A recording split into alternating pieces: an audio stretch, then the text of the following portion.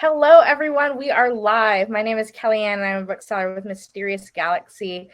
Tonight, we are hosting a fun and exciting virtual event. We have, again, with us, Joe Lansdale.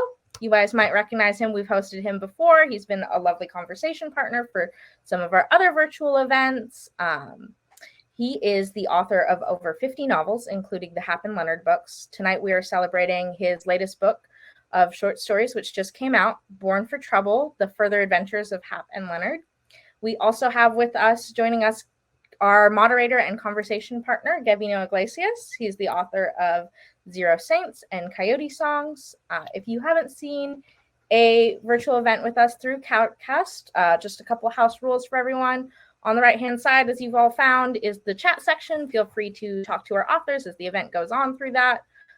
And below our video, you'll see a green button that says buy books with signed book plates. If you click that, it'll take you to Mysterious Galaxy, where you can buy either of our authors' lovely books. And when you go to check out, just mention that you'd like a signed book plate from Joe, and we'll include that for you. And last but not least, for the second half of our event, they'll be taking author questions from the audience. Go ahead and click that Ask a Question button at the very bottom, and you can type whatever question you have for both of our authors. And with that, I'm going to turn off my camera and let the event get started. I will see you guys at the end. Thank you. We've lost your picture, though, Gabino. I mean, we got a photograph, but we don't have you anymore. I can try to get this camera going again. Can you see me now? Kelsey said that they can see you. Or several, but I can't. Yeah, all right. I see you now. I'm just hiding from you, Joe. It's immobile, but yes. I see you. All right. Well, if everybody else can't see me, as long as you can hear me, You're frozen. Good to go. Now you're there. I'm here. I'll stay here. I won't move. Joe, yeah. How the hell are you, man? It's good to see you.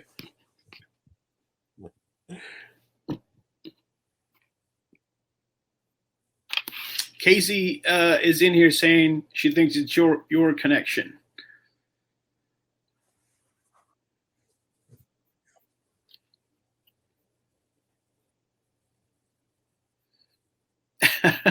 Damn, living in the woods. Casey Lansdale in the section in the woods. Comments. But you're there now and you can hear us now. Yes. I can hear you though. Oh, fantastic. First and foremost, it is always good to see you. Every time that you're introduced, I realize that the goal should be for people to never say the titles of your books and just say a number. The author of over 50 books, and that should be the goal for the rest of us. But tonight, we are here to talk about this beautiful thing, Born for Trouble. And I'm one of those nerds who reads from dedication to, the notes at the end. And I was very happy to open this and see my good man, Rick, right there. You've worked with Rick for many, many years. We don't see many books dedicated to editors. Tell us a little bit about that relationship, because most of us know him as a book guy because of what he does and his book club, but he's one of Joe Lansdale's longtime editors. Okay.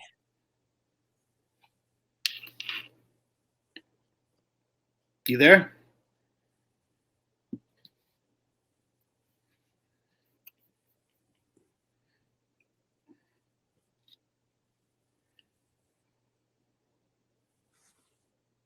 Right.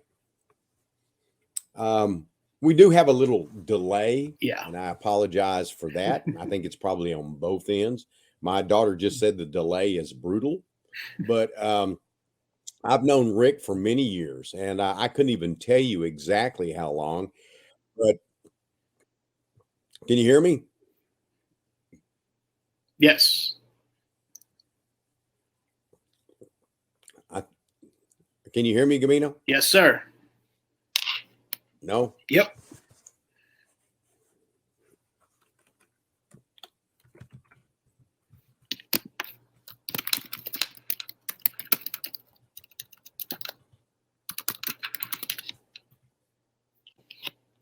Can you hear me?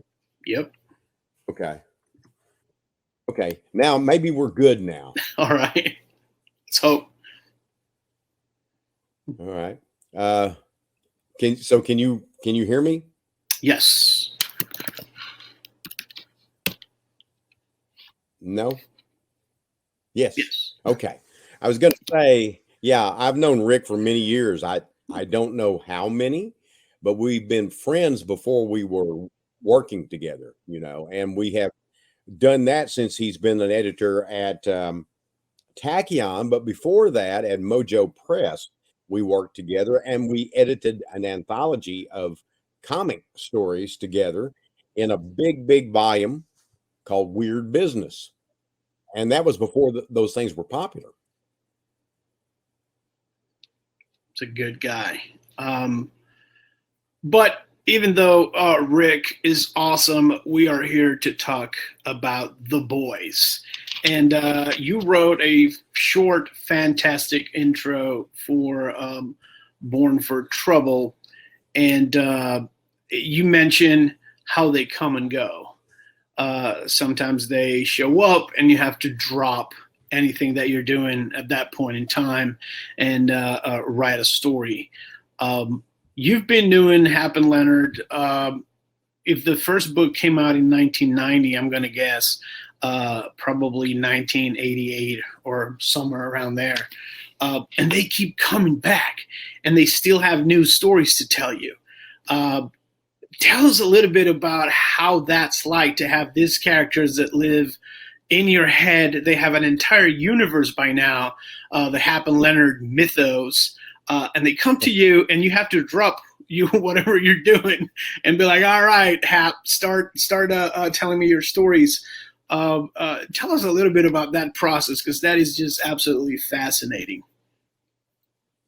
Well, you know, for me is that I don't plot stories, and the characters of Hap and Leonard have lived with me, as you said, for a long time. I didn't know the first book was a series, but they keep coming back, and Hap's always telling me a story, and I might be working on something else, and that story comes, and sometimes I have to lay the other aside. But then I go through periods where I don't hear from him, and so I try to respond to him when he's excited, when he wants me to tell a story, instead of me trying to force a story out of him. And over the years, I've written 12 novels and had 4 short story collections. And some of the story collections have collected individual pieces that have come out, like this one, but have never been put together in one book. And for me, it's exciting because people get a chance to choose between novels. And I think that some of them are a little different. Some of them are a little more fast paced or fun. They're a little less introspective, though some of that is there. So to me, it's Hap and Leonard, but it's a kind of different attitude and a different approach. Yeah. The other thing from the intro that really caught my attention was apparently some folks have a little bit of an issue with the timing. And I never thought about it from that perspective, because, you know, you're putting them together. This is, like, as you mentioned, not the first short story collection. And I know for a fact that when we get some short stories, it could be back when they met and things were a little ugly and more racist, or it could be right now. And I don't mind, because we enter a different universe and I know that time doesn't operate the same way. You've written about those early years, and now you're writing about that, you know, life right now. When Hap starts talking, does he say, hey, this is older me? Or tells you a story and he says, hey, this is back in the day when we met?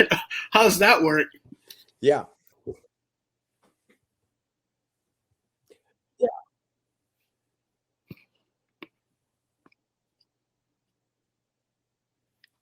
Right.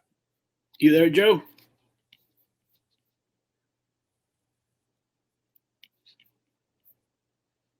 Can you hear me?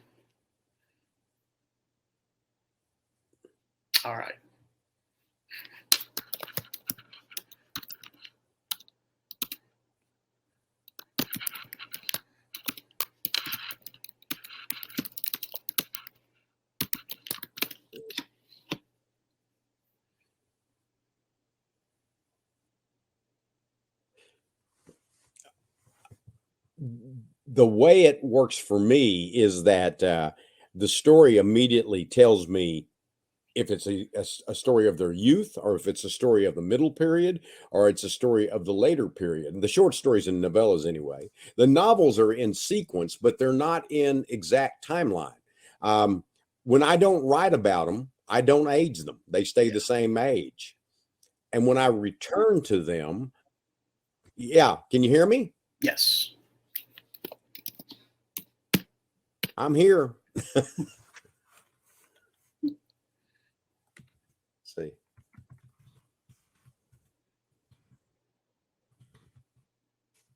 I hear you.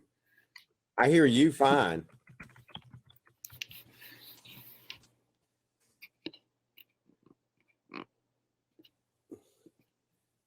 Okay.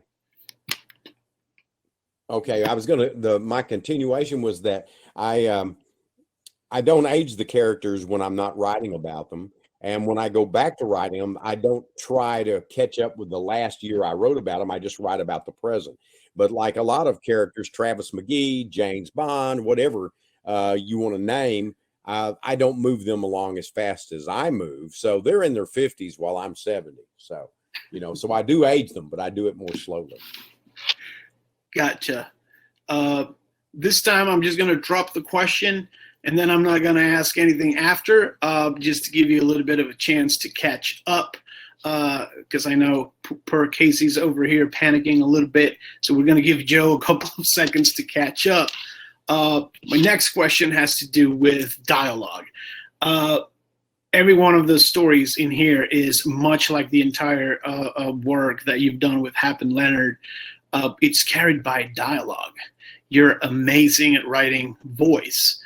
Without dialogue, there would be no Hap and Leonard, because that relationship, the joking, the back and forth, at this point in your career that you obviously know what you're doing, what sort of process do you go through to check that the dialogue is still working, that they still have that energy, that it's still funny, that they're still going back and forth and insulting each other and calling each other brother?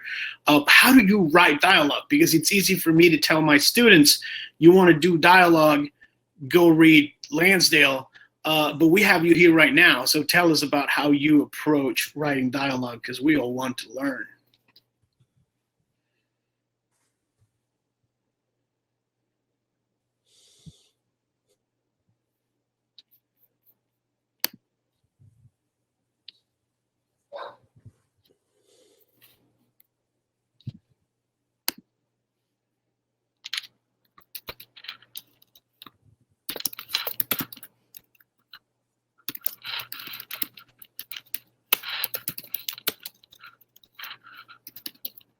Dialogue, I try to write it in such a way where it sounds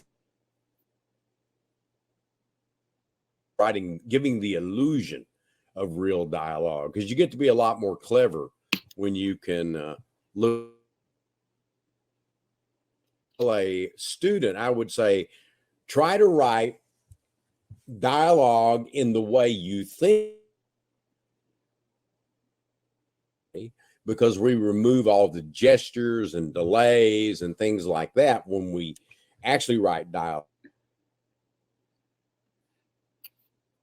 Things. So I would say not to get stressed about it and to relax. Want people to sound too, and you can tell in dialogue, you get the chance to tell real life, or they can be holding things back, and you as a reader know, or at least have some being forthright. And so it's a way to also move the action. It's a way to keep the story. One of the most interesting aspects of writing, for me, style and how a story is really character and anything else, because the story itself becomes a character. So I think that important part of writing a story or a novel. I don't know about telling a writer to relax, but it's something that if you say so, I know definitely a whole bunch of us are going to try. My next question has to do with humor. This book, just like the rest of the Hap and Leonard books, and every single one of the collections, is absolutely hilarious. There's always a joke, there's a turn of phrase, there's a hilarious metaphor, and they come hand in hand with shady, dark things that are happening in the story. What do you see when you're using humor? What's the role of that humor? Because I know you don't write for your readers. When you're writing, you write for yourself, the stuff that makes you happy, that makes you smile. Do you put that humor in there for yourself, and then in the revising or editing process? Oh, there we go. And shout out to Casey, because she's handling this thing like a boss. Yeah. So, you know, folks, while we're here, while we're waiting, you can, you're on your phones or in your computers, you can go and Google Casey Lansdale. And it's better than listening to our breaking up conversation because she has an absolutely magnificent voice. So you can do that for a couple of minutes while we get the delays. We'll see if that makes. Oh, I think Joe's back.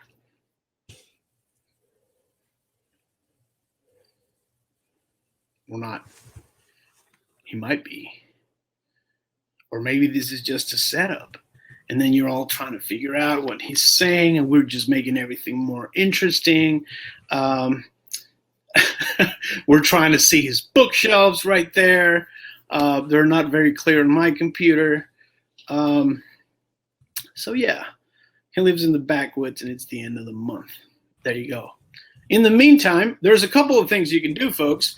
Number one is click on that buy books button at the bottom of the screen, because you should be supporting indie bookstores.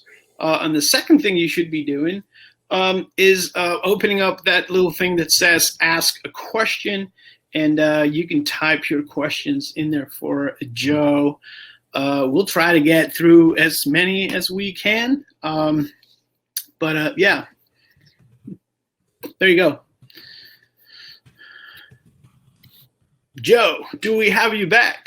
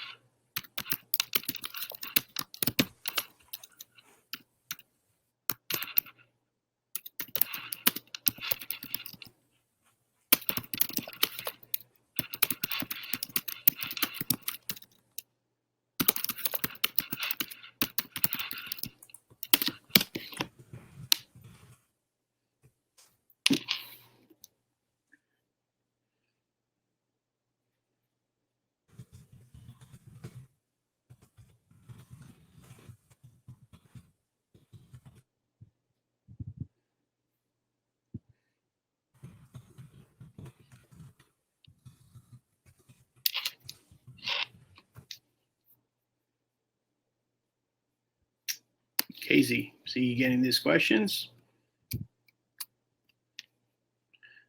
And Joe says, it helps me to use humor to do just that, but humor can make a thing more savage. Learned that from Twain and Robert Bloch. Blue's telling me to read. I can read you some stuff from Born for Trouble. But we heard you laughing, Joe. If that makes you, if that helps you.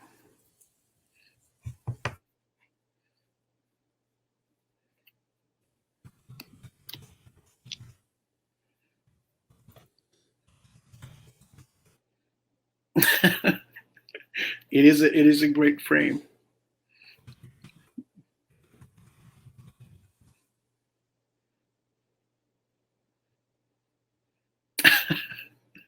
could read from my memoir, but you need a chair and a toilet nearby as I read through it.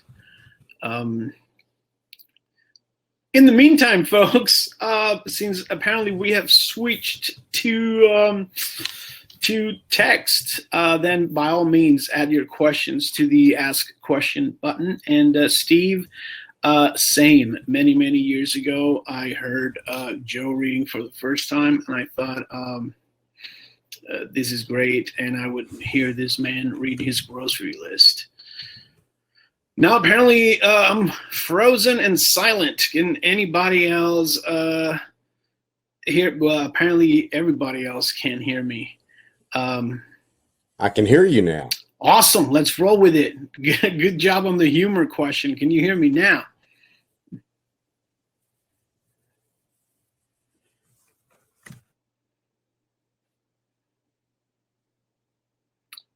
And Mysterious Galaxy is thanking everybody for their patience.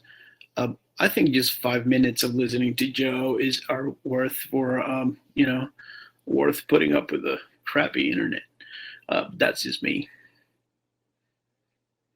Oh, that's Stewie. Hey, Stewie. Much love, brother. Good to see you.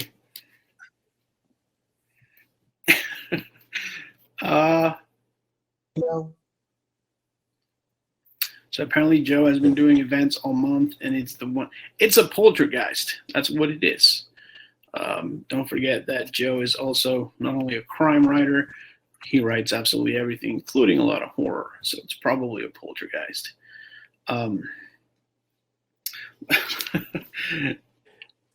So I'll just type here.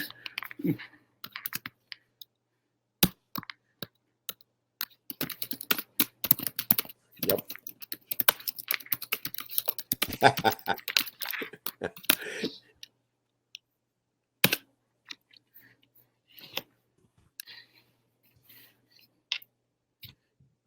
I will not be there, Stewie, but if you're in Fort Worth, let me know. And if you're in town or nearby, we can get some tacos.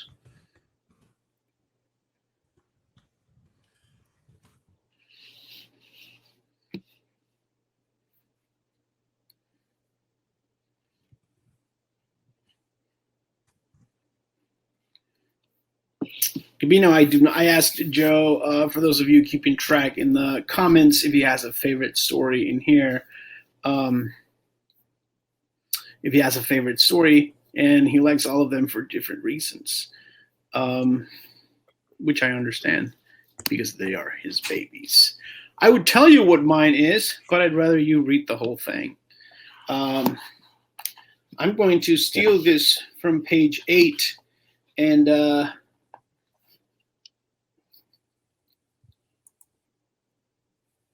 there we go. This is a very important question, Joe. All right.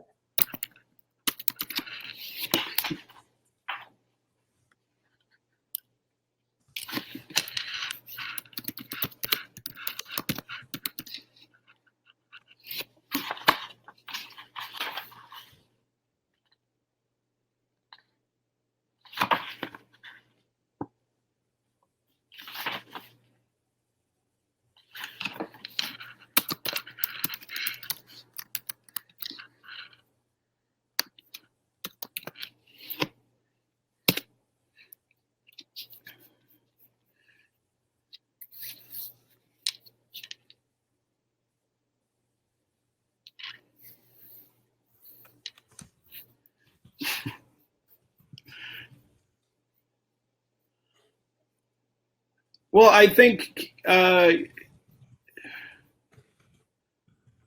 Casey, if you're there, you might want to tell him to try that out, to log back in, and maybe the internet will revive.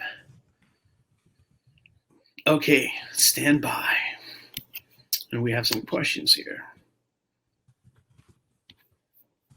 which we will ask as soon as we get them. I asked Joe a line from the book, Who Names a Fucking Dog Cocoa Butternut? Respond. While he's gone, I'll read his reply. Gabino, some asshole. I read about these show dogs. They all had these extraordinary names, and then they would call them Bobby or Rex. That is a better answer than I expected. But yeah, well, he comes back, ladies and gents. Do you have any other questions about life, the future? How are y'all coping? Are y'all okay? We're just killing time here. And I'll say this. I used to do radio back home in the old days. And the number one rule was you don't get to have dead air. So I'm sorry. I'm not as good looking or as smart as Joe, but I'm all you have for now. So we're going to roll with it. I'm going to encourage you to buy some books again. Because, as I was saying, when Joe came back, the indie bookstores deserve all the love in the world for what they do. And the last 2 years have not been easy for any of us. That also includes indie bookstores who had to stay closed for God knows how long in each individual state. So do yourselves a favor, pick this up, pick everything else up, pick up Moon Lake, and have a blast with that, and support mysterious bookstores. Joe, is my voice coming through now? Yes, sir. Okay, let's try it. Can you hear me fine? I can. Oh my God, this is not working. Let's go back to those show dogs. Why was Joe Lansdale watching little frou-frou dogs jumping around and doing their thing on TV, or how the hell did that happen? Well, they weren't all frou-frou. They were big, but all right. We've always had, we get rescue dogs, but we did one time buy a German Shepherd, and we named him. But some of the dogs that they had, the older dogs, when they were telling me their names, they were like Sir William of Smith, so-and-so, and they'd be this long, and then they call him Bill. So I thought that was kind of funny. And I just thought these long names were kind of funny too. And so I'm sure they just called him Coco or Co. But I just thought I'm gonna use that idea of these unusual names and see if I can work it into a story. And the name Cocoa Butternut was one of those stupid things that comes to me from time to time, and then it just warts the hell out of me until I use it somehow. I had a story that I wrote called Robo Rapid, and the title had been with me for 20 years. I had no idea what it was. And then I was asked to do a particular story based on a painting or a piece of art. And I looked at it and I said, Robo Rapid. You never know, So you had Cocoa Butternut in your brain, just dancing around for a while till you exercised it. Not as long as that one, but I probably had it in my brain for maybe 5 years before, because it was a dog, it inspired it, but I had no idea what I was going to do with it. Right. You stay updated on social media, and you know that in the last year, right like everyone is dead, the Joe Lansdale gospel has taken off. Like, people come to me and they say that, and then like, yes, Lansdale, and they're always surprised that I know about that. There's always that in your work. You're having fun, man. You're going at it. You have this friends inside your head. But at this point, after so many books, with so many readers and movies and TV series and comics, it seems like if it ain't broken, don't fix it. What pushes you to keep going? Because you're 40 now, but you're not 20 anymore. And you're still banging them out. Like, you have something to prove. And that's amazing. That's a funny thing. I'm 70, and my friend, now deceased, Ardith Mahar, once said that I wrote like the devil was behind me with a whip. And I always like that. And I think there is something to prove, but I'm proving it to me. And I'm not trying to prove it to other people. I wanted to be a storyteller since I was 4 years old with comics, and I tried to write those. And, I didn't know what a career was. I just wanted to tell stories. And then when I was about 11, when I started reading Edgar Rice Burroughs, I realized, well, people get paid for this. This is what I'd like to do. And so eventually, when I was 29, I was able to go full time, and I sold things. But I think I'm always driven. I don't think I really am driven to impress others, but I am definitely driven to impress myself. I want to do these things because I enjoy them. I want to have challenges. Sometimes I like to get in a groove and do a certain type of story for a while, and then just suddenly turn over the apple cart and do something different. I'm doing some of that now, in fact, with some work I'm working on. And it's different. If it's different every time I go out, and sometimes I go through that, but I like these. I have more like phases. I have my blue period, my yellow period, like an artist, like a painter. And so I find that, and sometimes I return to those particular periods in my career, in my life. And I think of myself as not only a professional writer, I'm a serious writer in that I mean business. Not all the stories I tell are serious. Some are more so than others. Some have more of, literary elements or qualities than others, but none of them are, I never just throw it over the fence and hope it lands on its feet. I always work as hard as I can to make it as good as I can for me. And if I do that, then I have this feeling that probably there's somebody out there that, like me, will like it. But I can never tell, of course, until it's done. And like I say, I write like everybody I know is dead. But once it comes out, then I hope people like it, of course. Right. But, if they don't, that's okay, too, because I don't expect to be universally admired. And if I were, I'd be worried. Right. And in your case, it's really weird because when people tell me I don't like horror because I read, Anne Rice passed away recently, or I read one Stephen King book and I didn't like it, and I'm like, no, that's like saying you don't like food because you don't like liver. So try something else. If you don't like a Joe Lansdale book, try something else, because from bizarro to splatterpunk to westerns to comics to straightforward crime, you've written something for everyone. So what we're trying to say here is, if you don't like Lansdale, screw you. You can put my name on that. Yeah.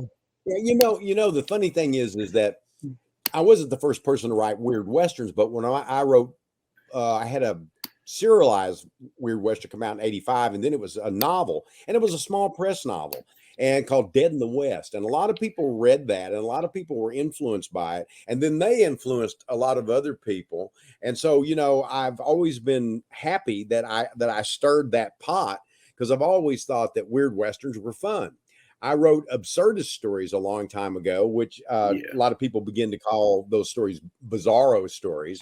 And I was doing that before. Not that I didn't learn from other people too. I'm not trying to put myself on a pedestal. What I am saying, though, I've been doing a lot of stuff for a long, long time. The crime novels, and it is weird and somewhat satisfying to see your DNA in other people's work. And sometimes I see it directly, and sometimes it's indirectly, because they are influenced by somebody who was influenced by me. And it's just like, we all are like that too. And we sometimes pull all of that into us that we forget where we come from. And so even if it's not me, like when I'm thinking about, Fred Brown or Raymond Chandler or all those different writers, I find that so many new writers, and this is one thing I guess I'm being the old cranky guy, but I am recommending, is read something more than 4 years old. Most of the writers I meet, they haven't read anything over 4 years old, because they think only thing, if it's now, it's good. And I do miss that aspect of readers before us and somewhat after us, up until more recent times, who read for, the classics. They read way back, they read different kinds of writers. They didn't read in one field. So I give this as writer's advice: read a lot, and read in a lot of different fields. Also, try to do more than just read. You don't want everything you write to have the stink of the library on it. You want to have life out there too. You want to experience things, you know, whether it's teaching, whether it's boxing, or whether it's, you know, just being a family person. You know, all of those things actually matter, and they go to your work so that you're not only drawn to things that other people have done. You know, you don't have to have done a whole lot. That's amazing. But, you know, I take things from my own life all the time. I take the fact that I did work in rose fields and that I was a bouncer and I did all these different things. And I bring it to that, plus the library, the things I've learned how to handle words, how to think about story, all of that stuff becomes just entwined. And it's really hard for me to when I teach, to define those elements, because I find that a lot of times when I have taught in the university, I noticed that a lot of schools in different universities, everybody writes alike. They all have a methodology that they've been taught, and that's the worst thing. You want to teach people to have their own methodology. I don't believe in holding them by the hand. I kind of like to point directions and say, right, I don't think this is working. I think this could be better. But I'm not a real specific guy about writing like that, because I do believe that I would end up making people think like I do and write like I do. And I damn sure don't want to read that. I want to read other people, but I also am glad that I've influenced people. That's my big circle to come back to kind of what you were talking about all the different things I've done. But I admit to the incredible influences that I've had in my life and career. And I think we should all, as writers and readers, appreciate what has gone before. Yeah. And that's a hell of a lesson, because when I say go read Lansdale for dialogue, did you read him? Yes. Okay, now you know what to do, but don't do exactly that. I'm having trouble with pacing. Go read James Ellroy. Did you read that? Okay, now you know about pacing. Don't do that. Don't copy that style, because you're not going to pull it off. Do your own thing. I know that we have some questions. No, you were going to say. Okay. Oh, I was just going to say, it's funny, when pacing is an important thing in my work, and I learned it from Edgar Rice Burroughs, you know, and he's a dated author now, but that's one thing he taught me that I maintain, and the ability to tell a story in such a way that you find yourself thinking it's real. Right. Let's start over here. Are there books or stories you'd love to take another crack at, or are you always looking forward at your work and never behind? In one way, both. I would never, you know, I might rewrite an idea more than rewrite a story. I might think of another way of showing that idea. But, you know, once I've written something, I think I've written and it's time to move on, because the thing is it's hard to go back and be the writer you were then. You might say, well, yeah, because you can improve now. But sometimes the energy of a story is of a period in time. It's when you are creating it and when that story is alive to you. And if you've gone over it several times and, you know, looked at it, and now it's published, and you go back and look at it, you're looking at it in a different way, and you're looking to improve it if you're thinking about writing it, and therefore you're changing the story. I know Dean Koontz, he had some old books and he rewrote all of them. So for him, that was a workable idea. For me, it's not. I mean, if I go back and look and see I misspelled something, or the editors have helped me out when I didn't want them to, and, you know, I can go back and look at some of my older work and I use like he replied and he responded here, which I hate. I hate it. Even when I did it back then, I hated it. But sometimes I was, because of the markets and I was learning, and I thought, well, I guess I just don't know. But then at some point I thought, you know what? I can't worry about what other people think. And as soon as I started doing that, I started selling. But I also began to refine what I was doing. So in many ways, I'm a far better writer, but the energy of the drive-in is a different energy than might be in one of my more recent books. You know, I may find out, because my son and I are writing a drive-in story for a drive-in anthology being edited by Brian Keene and Christopher Golden, and it'll come out from Thunderstorm Books, and everybody's writing a drive-in story. I've read one of them, Stephen Graham Jones, which was awesome. And I want to read all the others, but that's the only one that was sent to me, because Steven sent it to me, you know. And I thought, man, this is good. And I gotta step up my game. These guys are taking my stuff and doing better, you know. They're kicking my ass on that. And so I got to pick up my game, you know. The idea of an anthology like that kind of shows you how successful you've been at that thing of, like, you know, seeing your DNA.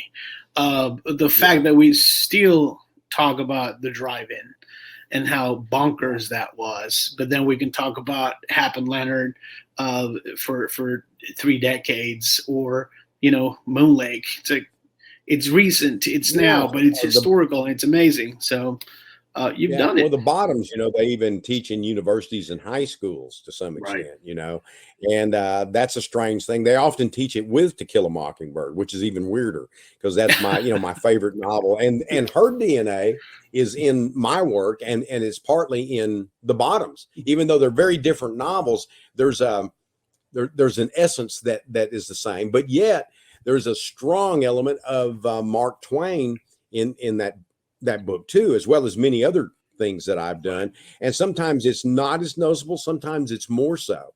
And I think the biggest thing that's a similarity is that, like Twain with, you know, Huckleberry Finn and Tom Sawyer, and like Harper Lee with To Kill a Mockingbird, I like to write about younger protagonists. And so I definitely was influenced from them and many others as well. And the fact that growing up, my father was a storyteller, and a lot of his stories were about when he was young. And so I think, you know, I borrowed all of that too and brought it in. So yeah, you're influenced, you know. And that keeps you spry. Others, right. And yeah. And if you're influencing others, like the drive-in is still exciting people, and it seems to be. And there's an anthology coming out based on that. That's pretty cool. And they had one based on my God of the Razor many years ago called Lords of the Razor. And so, you know, you begin to realize, you look up one day and you go, damn, how did I get here? This is really good, you know? And it's not just being a bestseller or something like that. It's being impactful in a positive way, at least as far as creativity goes. Love it. Joe, do you have a preferred genre, the Lansdale genre, or did you just go with wherever your story takes you? Well, I go with wherever my story takes me. Like, say, if I sign a contract with Little Brown Mulholland, I know I've signed it for crime novels, but I don't feel obligated to write a normal crime novel all the time. And I don't know what a normal one is, but I wrote Edge of Dark Water for him, which is certainly not a traditional crime novel in any manner, shape, or form. I wrote The Thicket, which is a historical, also a Western. I would call it maybe suspenseful. You might get away with it that way. Paradise Sky. Those aren't exactly crime novels, but I wrote them for a crime publisher. So, and then others like More Better Deals and Moon Lake, I think fit well within the crime angle, but yet one is different from the other. One is a James Cain tribute. The other is a kind of Southern Gothic where you're pulling out all the stops. You're also bringing in the pulp, and yet at the same time, you're bringing in a more, hopefully bringing in a more insightful way of telling the story and pulling people in with all of this, weirdness, this Gothic, East Texas Gothic weirdness. And that way you can get away with social issues and things like that without feeling like you're beating people over the head, you know? Yeah. Well, I read another question. I just heard you talking about that. Is there any more Nat Love visiting you in the future? Well, I'm not sure everybody knows the number of Nat Love pieces written. There were 2 original short stories that I did. I know I did one of them for George R.R. Martin anthology. And it was called, what was it called? But anyway, I did one there. I can't think of what it was called right now. And I did another one later on called Hiding Horns for some other anthology. I don't remember what. And so that made me, because I'd wanted to write this novel for years. And those were kind of like warm-ups. And then I wrote a thing called Black Hat Jack, which was a novella, and it appeared from Subterranean. And then I, a little later on, wrote a thing called Everything Sparkles in Hell, which is one of the novellas that's in an anthology. I believe that that's Driving to Geronimo's Grave, if I remember right. I've done so many things, I'm not sure. And then recently, I just had a story about him released as he's an older man and into the 20th century called Radiant Apples. Will I do more beyond that? I'm not sure. There is a short story coming out that I don't want to talk about right now, but it takes place in Arizona, and I think it's shorter than the other works, but I think it's a good one. And the timeline of the events are somewhat skewed. They're not exactly the way they should be historically, because I didn't know for sure I would ever get to write the novel. And when I did, I set the timeline different. So anyway, there are those stories, and somebody said Paradise is their favorite of my work. It's my favorite of the ones I've written. Yeah. Kelsey wants to know, what piece of work are you most proud of? Well, I said Paradise Sky is my favorite. As far as like most proud of, that's hard. I'm really proud of that one. I'm proud of the thicket. But the one I guess I have to say, for the simple reason that it seems to have such good legs, is The Bottoms. People keep reading it. They keep buying it. Yeah. It used to, up until just recently, sold more than all my Hap and Leonard books put together. People were buying that booger, and they still are. And like I said, they're teaching it occasionally in school and colleges and high schools and things like that, and book clubs like that one a lot. And I think too, the other reason is that it's a great introductory novel to my work, because if you read that and then you go read Zeppelin's West, you go, wow, what's that guy doing? And but nonetheless, that it's still a good baseline, because it leads you into all the things that I think I do pretty well. But favorite and best and most popular is a hard one to answer. They're all your babies. Yeah, well, I like some of my work better than others. So, there's some that I just consider kind of relatives that I'm not that fond of, but mostly that's older work, so not necessarily. It's like trying to pick a guitar player and say, if you like Jimi Hendrix, he's the best. Well, not necessarily, but he certainly led other people to be better. And then you say Robert Johnson. Well, you're right on all of these things, because it depends on what you're looking at. John Lee Hooker, you're looking at Roy Clark, you're looking at Jerry Reed, you're looking at Glenn Campbell. People don't realize that these guys were like phenomenal guitar players. Like Roy Clark could shred better than, a lot of the rock stars, the guys that thought of themselves as rock gods, and he could do all that. So is he better? I don't know. You see it. It really depends. In the same way, when somebody asks you that way about your books, I just know my favorite's Paradise Skies. Is it the best? I don't know. Because they're all the best. Stewie wants to know if there are any upcoming film adaptations that you can talk about. Yeah, I can talk about a short one. George R.R. Martin optioned a story from Howard Waldrop called Night of the Cooters, and I wrote that script. And it's a short film, 30 minutes, and Vincent D'Onofrio stars in it and directed it. So as that's coming up pretty much now as far as being finished. Now, how will it be presented? I don't know. I don't know if it's going to be at film festivals or if they're going to try to put it together with some other things. I'm not sure. George is still debating that, but I think that will be one of the new ones. And Love, Death, and Robots in the last couple of years has adapted 3 of my stories. The Dump, Fish Night, first season, and the second season, The Tall Grass. And then Creepshow adapted one that my daughter and son and I wrote years and years ago when they were kids. That was in an anthology from Random House. And that was adapted as, it was called The Companion, and they kept the name for that adaptation. So if you haven't seen those are available to be seen. And I can't say too much about it now, but it looks like I'm doing a screenplay right now is all I'll say. And it's sold. Will it be filmed? It's always an if, you do your best work, you cash your check, and then you hope, and then you don't hope too much because you got other stuff to do, So right, keep working. Yeah. Light a candle and get back to work. Come out was that he co-wrote called The Pale Door. So he's fallen into this stuff now. You know, Yeah. Casey's doing stories, and he's doing stories and films, and so you know the Lansdale family is busy. Let's see. If someone asked you to recommend a book that would give them an insight into who you are, what would you recommend? From Kelsey. I'd go back to the Bottoms. I think that's probably the best introductory book, and I think it gives you some insight into me. It takes place in the 30s, which obviously I am old, but I'm not that old. But my parents, you know, they became adults during that time. My father was 42 when I was born. I think my mother was 38.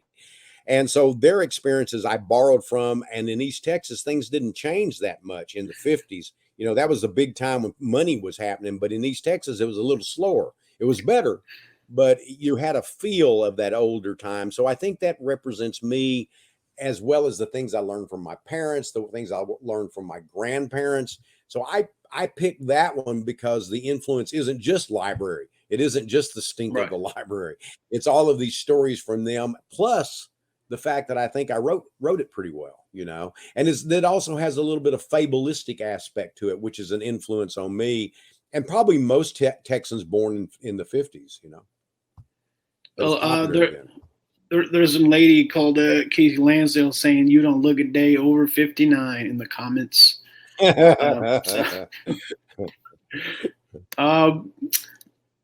What's on your TBR right now? Oh, that's a good one. What are you reading? Oh, what am I reading? I just finished The Last Storm, which, by the way, is fantastic. Tim Levin. Yeah. And talk about great books that. And great film adaptations. He's got a couple of those. Oh, yeah. Yeah. And I just gave him a quote for that one. A really good book. I recommend it. I also read Blood and Treasure, which I'm trying to think of I think Tom Clancy, but he had a partner that wrote with him. I don't remember. But what it is, not Tom Clancy, that's the other guy, but it's a something very similar to that name. But anyway, he's written other books and I've read them too. But I read this one, Blood and Treasure, which is about Daniel Boone and about the changing of our development of this country and what was done to the Native Americans and what was done to the environment. But also it's kind of those things where you go, yeah, that's really cool. And you go, oh, that's not so cool at the same time, because it's like most reality shaded and mixed. So it doesn't seem to have an agenda so much on either side, but it also seems to be extraordinarily honest. And I wish I could think of the guy's name right now. Tom Clavin. Yeah, Clavin. Yeah. And there's another guy that wrote with him, but I can't remember his name. And I don't know why. I'm usually very good with that kind of thing. But for some reason, once I started reading that book, I didn't pay much attention to the other guy's name. And then now I can't remember the guy I do know until it popped up there. Yeah. So, but folks can certainly look it up and see what you're talking about. Sure. But those are two things. Mark says, great to see you, Joe. Do you remember Tehuacana time with you and Neil Barrett Jr.? And who is this again? Mark Wiley. Neil Barrett Jr. was one of my dearest friends and one of the best writers ever. And he's just not known as well as he should. The Hereafter Gang, Interstate Dreams. There was a collection of his short stories from Subterranean that I think is probably out of print. He also wrote a number of other good things. He wrote, in a fantasy vein, he wrote out these Aldair novels for Dahl, and there were 4 of those. And he wrote a number of Stress Patterns, a very good novel. He did some great stuff, and he's not known. And he's one of the most original writers out there. He had beautiful prose. I bought short stories from him for anthologies. It was supposed to be Western anthologies, but he did one called Sally C, which is Billy the Kid was shot by Pat Garrett, but he didn't die. And Garrett feels guilty and pushes him around in a wheelchair, carries him around in a chair rather. And the Wright brothers are in the barn building a plane. And, it's and then there's another one called Winter on the Belforsh, which is about Emily Dickinson leaving her home and going to live in the mountains and meeting Liver Eaton Johnson. And she finds out that Liver Eaton Johnson writes great poetry, and she steals it. So her poetry is really Liver Eaton Johnson's poetry in this alternate universe. But he was a brilliant writer. So yeah, I remember. Yeah, Neil Nice. Barrett Jr. I'm going to skip the questions because I just remembered whenever we get a new Hap and Leonard, we know better than to hope. So we just wait until the next one comes. But now apparently there might be a collection of short stories from Leonard's POV titled very originally Leonard. How's that coming along? Yeah. Well, there are some stories that are already in print. Subterranean, and you had to buy some edition, but you could get them online in ebook form. So I think there were like 4 of them, but they're all very, very short. They're, I think the longest is maybe 4 or 5 pages. And I think there are a couple about that length, but most of the others are sometimes like a page or 2 pages. But I see them as a collective bunch of incidents and somewhat stories. Some of them are stories that will all come together in a book about Leonard. I hope they will. It depends on time. I'm going to hold you to that. Yeah, and I hope to return to Hap and Leonard novels too. But I never know. Hap hadn't been talking to me lately, but he's abandoned me before and showed up with a whole lot of stories. Yeah. We just got another question from Chad, a great horror author that you should all read as well. He says, "Hey, Joe, good to see you. I just recently saw Cold in July after reading the book. What are your thoughts on the film, particularly the changes in it?" I love that film. There are some changes that, I didn't understand why they made those changes, but there were other changes I thought, oh, I get that. I think that essentially it is the novel. I mean, I feel really good about it. It's not as close an adaptation as, say, BUBBA HO-TEP, which definitely is the story. But Cold in July is really close. And I think that in the book, the wife has a much bigger part than in the film. Part of that was time, but I felt like they lost some good moments with her, and I hated that. But again, you only got so many minutes, and the true story was what they did. They made a little razzle dazzle here and there that I wasn't sure was needed. But when I got through, boy, that was a very satisfying experience. So I feel good about it. And it was, they always tell you that books and cinema are different, film, they're different. Well, any idiot knows that. But the thing is that it's always, for some, and I don't think this is true in Cold in July, but for some, it's an excuse to make all kinds of changes because they're not the same. So we'll just do what we want. Or when they tell you it's the spirit of, that means bend over and grease up, because that usually means you're going to get, what. And so I'm always a little bit leery when people say that. But I remember Jim Mickle told me that, and I thought, oh, hell, but they did do it. And they kept the characters pretty consistent.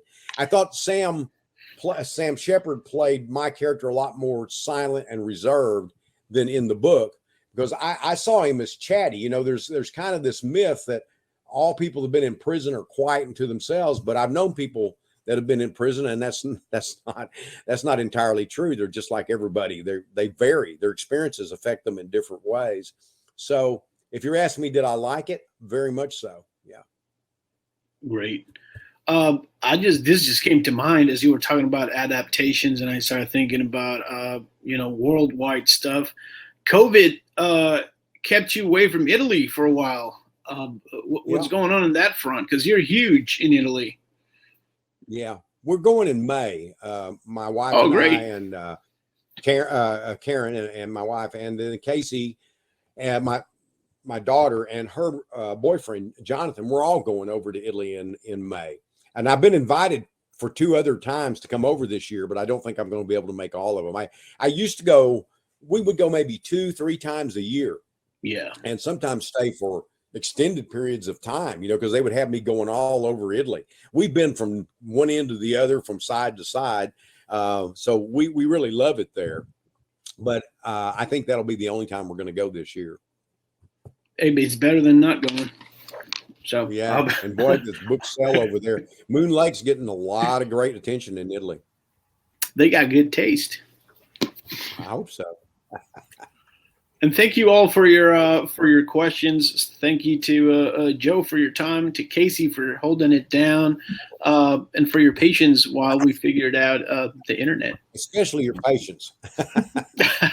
Yeah, thank you guys so much. I hate to Thank you. break it up and have to cut us off, but we have hit our hour mark. Sure. Congrats on powering through all those tech issues. Thank you both so much for being such troopers. Thank you, Joe, for being here, and thank you, Gabino, for holding down the fort and being a great conversation partner and kind of working through that whole thing. And Casey, thanks for running tech support. Yeah. We really appreciate it. Thanks so much for our audience. That should be noted, that he's also a very fine writer, and you should read his work. I'm going to put that on my CV. Should read his work. Well, you can find both of your books, both Joe's and Gabino's books, at that buy books button. If you click that link below our video, it'll take you to the event page, and we do have Gabino's books on that event page as well. And any books that you buy of Joe's will come with a signed book plate. And I think that's it for tonight, guys. Thank you so much for joining, and again, thank you to our authors for being here and bearing through all the tech. Go read that. Let's see it, and we'll see you next time. Okay, have a good night, everyone. All right, cheers. Thank you.